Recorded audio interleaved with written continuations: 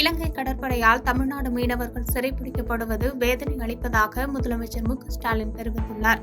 நாகப்பட்டினம் மீன்பிடி துறைமுகத்திலிருந்து கடந்த 13ஆம் தேதி கடலுக்கு மீன்பிடிக்க சென்ற 10 மீனவர்களையும் அவர்களின் விசைப்படகையும் இலங்கை கடற்படையினர் 15ஆம் தேதி சிறைப்பிடித்தனர் என்றும், மற்றொரு சம்பவத்தில் ராமநாதபுரம் பாம்பன் பகுதியைச் சேர்ந்த 18 மீனவர்களையும் அவர்களது 2 விசைப்படகுகளையும் கடந்த 16ஆம் தேதி அன்று இலங்கை கடற்படையினர் சிறைப்பிடித்துள்ளனர் என்றும் முதலமைச்சர் மு.க.ஸ்டாலின் தனது கடிதத்தில் கவலைப்பட தெரிவித்துள்ளார்.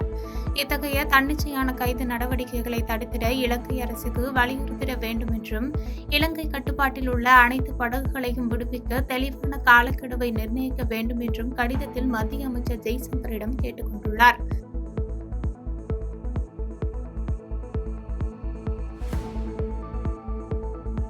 பாதகம் செய்பவரை கண்டால் நாம் பயங்கொள்ளலாகாது பாப்பா, மோதி மிதித்து விடு பாப்பா, அவர் முகத்தில் உமிழ்ந்து விடு பாப்பா. அண்மை செய்திகளை உடனுக்குடன் தெரிந்து கொள்ள இணைந்திருங்கள் இயம்நாடு தொலைக்காட்சியுடன்.